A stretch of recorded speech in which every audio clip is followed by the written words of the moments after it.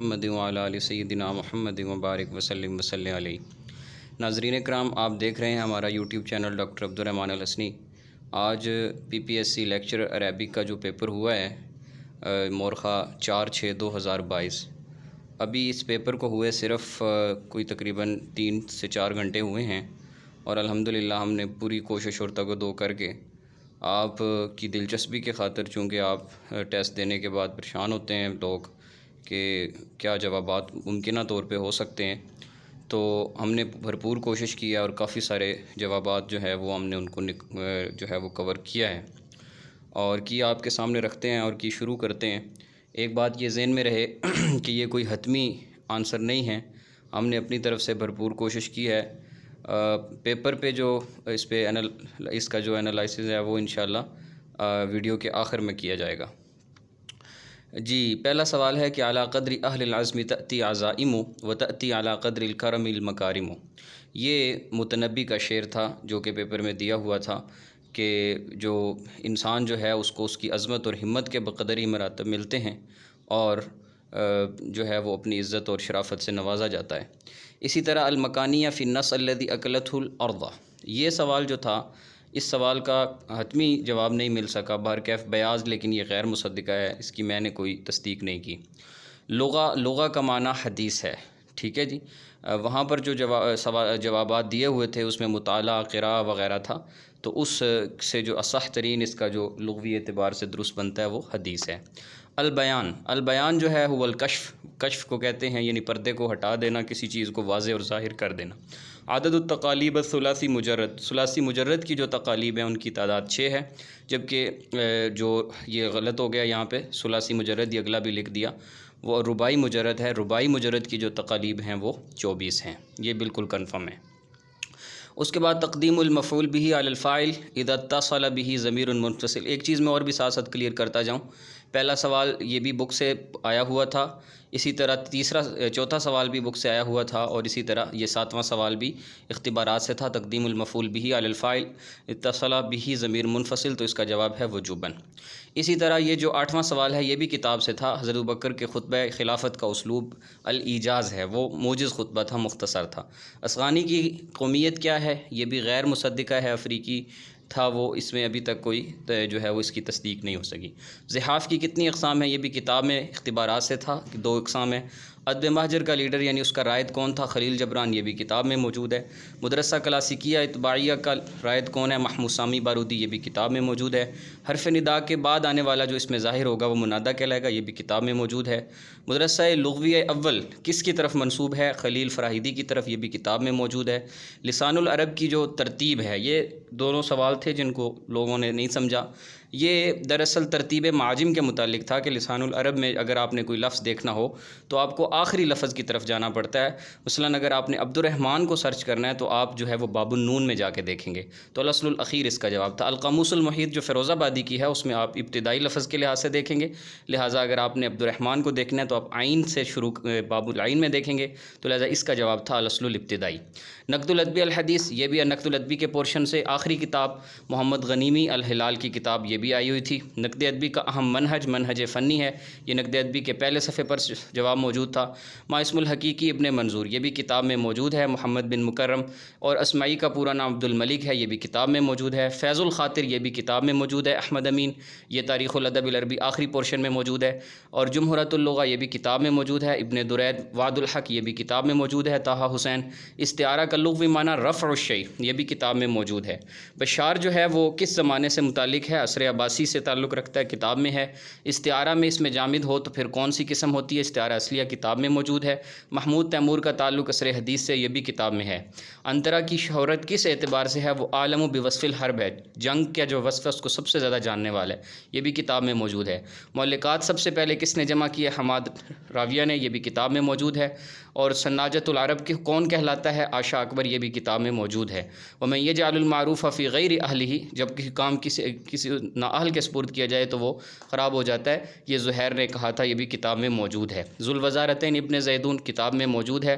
الاختیار، یہ نہیں تھا، اس کا مادہ اختیار جو ہے وہ خیارہ ہوگا، الخیار سے ہوگا، یہ خیارہ والا ٹھیک تھا۔ اسی طرح جنرل نالج میں ایک سوال تھا کہ قومی ترانہ کس نے لکھا، تو اس کا جواب حفیظ جلندری ہے۔ حفیظ جلندری کی تدفین مدفن وہ لاہور ہے۔ اور اسی طریقے سے تمام جو اسماء اور افعال جس سے بنتے ہیں نکلتے ہیں وہ اس میں مصدر ہے۔ اور متفق کس باب سے ہے، وہ اتفاق باب افتعال، اتفاق تھا پھر افتعال ہوا، اس لحاظ سے یہ باب افتعال ہی بنتا ہے۔ ادیب لم ينصفہ الدہر، یہ سوال کتاب میں نہیں تھا لیکن اس کی عبارت کتاب میں موجود تھی۔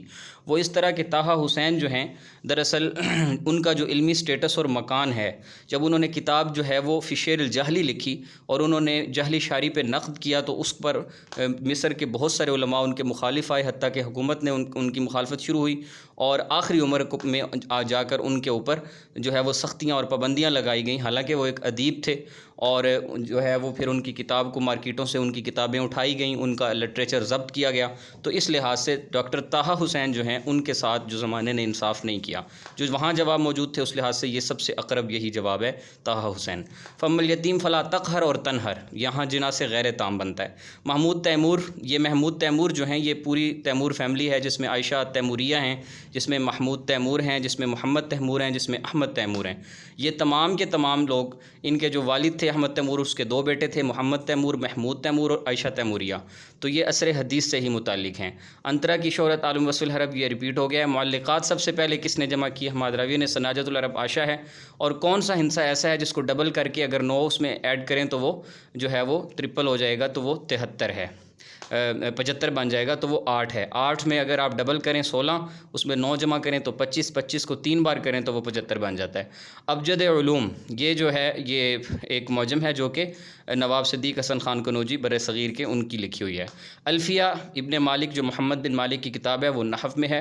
اور پاکستان کے مشہور لغوی عبدالعزیز میمن ہیں۔ عبدالعزیز میمن کا لغت پہ کافی زیادہ کام ہے، کافی معاجم پہ انہوں نے لسان العرب جو ہے اس پر تلخیص چڑھائی ہے، انہوں نے کئی معاجم کا اختصار کیا ہے، اور اس کے علاوہ بھی ان کا اکثر کام جو ہے وہ لغہ کے حوالہ سے ہے۔ اسم کی اقسام 9 کے اعتبار سے مشتق اور جامد، اسم 9 کے اعتبار سے 2 قسم پر ہے، ایک مشتق اور ایک جامد۔ عصر عباسی دور کا بلاغت، شعر اور ادیب، جو بلاغی بھی ہے، شاعر بھی ہے، ادیب، یہ کتاب میں موجود ہے، یہ جائز اس کا جواب ہے۔ یہ جنرل نالج سے ریلیٹڈ اس سوال کا مجھے جواب معلوم نہیں ہے، اسی طرح آپ خود دیکھ لیجئے گا۔ ادب میں عصر ذہبی کون سا زمانہ کہلاتا ہے؟ عصر عباسی اول جو ہے وہ کہلاتا ہے۔ اسی طرح شعر عند الارسطو، یہ جو سوال جو ہے نا اس کو تھوڑا سا سمجھیں، دراصل وہ پوچھنا یہ چاہ رہا تھا کہ ارسطو کی نظر میں شعر کی جو تعریف ہوگی وہ کیا کی جا سکتی ہے، اس کے نزدیک شعر کیا ہے؟ تو ارسطو کی نظر میں شعر المحاکات ہے۔ وہاں اصل میں مس پرنٹنگ ہے، المحات لکھا ہوا، لیکن وہ محات غلط ہے، محات ٹھیک نہیں ہے۔ کیونکہ محات اس لیے ٹھیک نہیں، کچھ لوگوں نے محات مجھے سینڈ کیا کہ یہ محات اس کا جواب بن سکتا ہے، دوسرے جواب بھیجے، لیکن اس کا جواب محاکات ہی درست ہے۔ وہ اس اعتبار سے کیونکہ ارسطو جو ہے اس نے جو ہے وہ کہا کہ شعر کی جو اصل حقیقت اور ابتدا ہے وہ محاکات سے ہوتی ہے، اور محاکات کہتے ہیں انسان کی خوشی اور غم کے لمحات، اس میں انسان شعر کہنے کی کوشش کرتا ہے، تو انہوں نے مس پرنٹ کر کے اسے محات کہہ دیا۔ اقسام و مخارج حروف، جو مخارج کی جو تعداد ہے سیبویہ کے نزدیک وہ 16 بنتی ہے۔ اسی طرح جو اسکاؤٹس کا جو بانی تھا وہ جو ہے وہ بیڈل پاور تھا۔ سمیع اللہ جو پاکستان کے معروف کھلاڑی ہیں وہ ہاکی کے کھلاڑی تھے، اور اسی طرح جسٹس ڈیلیڈ، جسٹس ڈینائڈ جو تھا اس میں جو جسٹس کا لفظ ہے وہ نون بن رہا ہے۔ کتاب البارے، یہ معجم ہے ابو الکالی کی، مفعول اجل ہی کا جو اصلی اعراب ہے وہ منصوب ہی ہے، کیونکہ وہ منصوبات میں آتا ہے۔ UNO کا جو 2030 تک کا جو ہدف ہے وہ 17 اہداف انہوں نے ٹارگٹ کیے ہیں جن پر انہوں نے کام کرنا ہے۔ القالی نے جس معجم پر اعتماد کر کے البارے لکھی ہے وہ امام خلیل کی معجم عین ہے، یعنی حروف حلقیہ کی ترتیب پر، تو انہوں نے اس اعتبار سے یہ لکھی ہے۔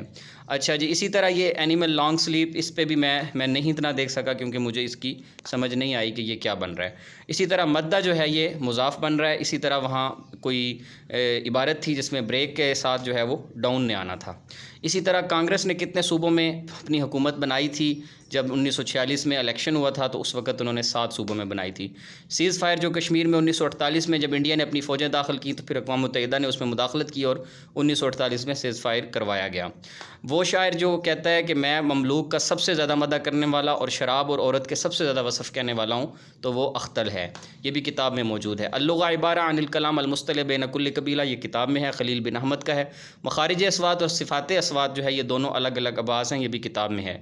اور لغت کا اہم وظیفہ اتصال ہے، یہ بھی کتاب میں ہے۔ انواع و شعر، قصصی، تعلیمی، غنائی سب ہوتا ہے، یہ بھی کتاب میں ہے، کلھا صحیح۔ اسی طرح یہ اگلا جو ہے اس کی بھی کوئی سمجھ نہیں لگی۔ شعر حر کا بھی پوچھا تھا، تو شعر حر کہتے ہیں المتحرر من القافیہ، یہ بھی کتاب میں موجود ہے۔ ونڈوز جتنی بھی ہیں، X10 ہے، 7 ہے، جو بھی ہے، تو یہ آپریٹنگ سسٹم جو ہے وہ اس کے لیے استعمال ہوتی ہیں۔ اس کے علاوہ جو ہے وہ تھرمامیٹر میں جو استعمال ہوتا ہے وہ مرکری یا اس طرح کا کچھ ثواب تھا، یہ اس کا یہ درست ہے۔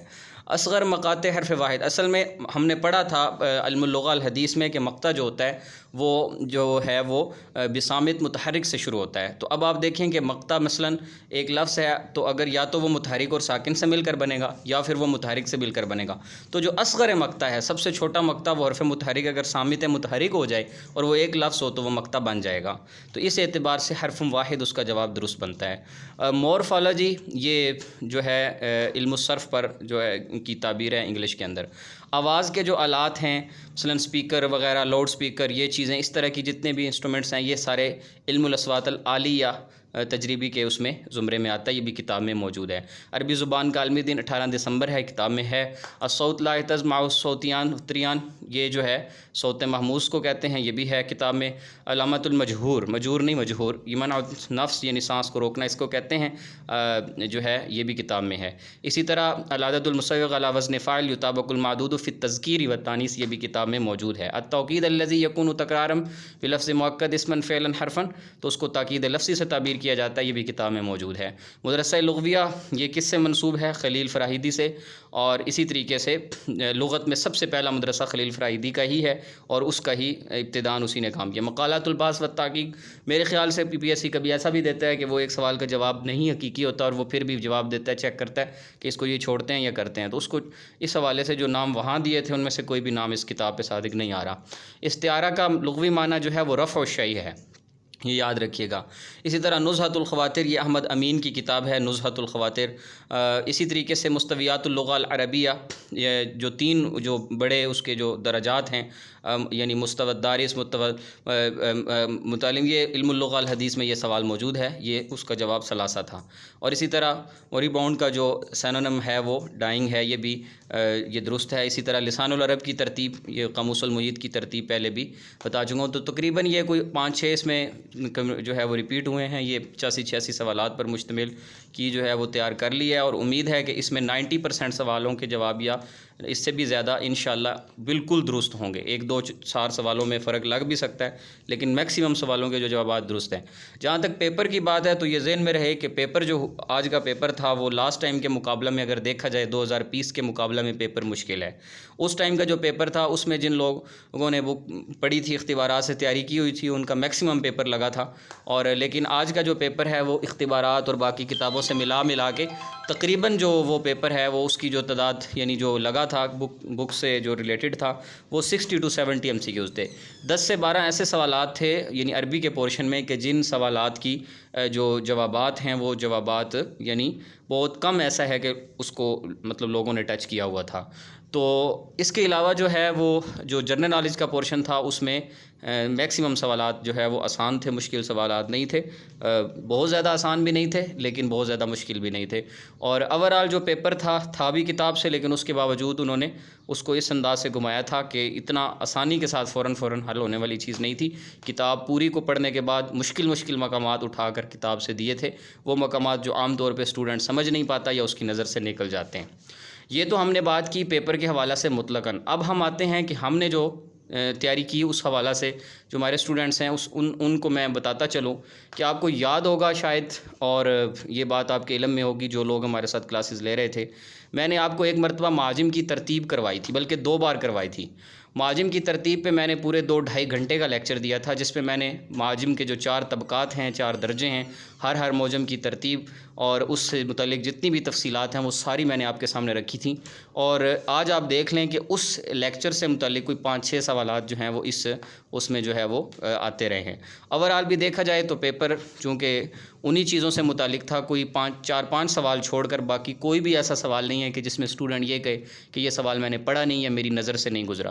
لیکن جہاں تک میرٹ کی بات اگر کی جائے تو میرٹ کے اندر یہ لگتا ہے کہ لاسٹ ٹائم جو لوگ پیپر دے کے آئے تھے تو وہ فوراً ہی ببنگ دول یہ دعوے کر رہے تھے کہ ہم نے مطلب 80 یا 85 یا 82 یا 75 یا اس طرح ان کے جو ہے وہ دعوے سامنے آ رہے تھے، لیکن اب ایسے دعوے سامنے نہیں ابھی تک آ رہے.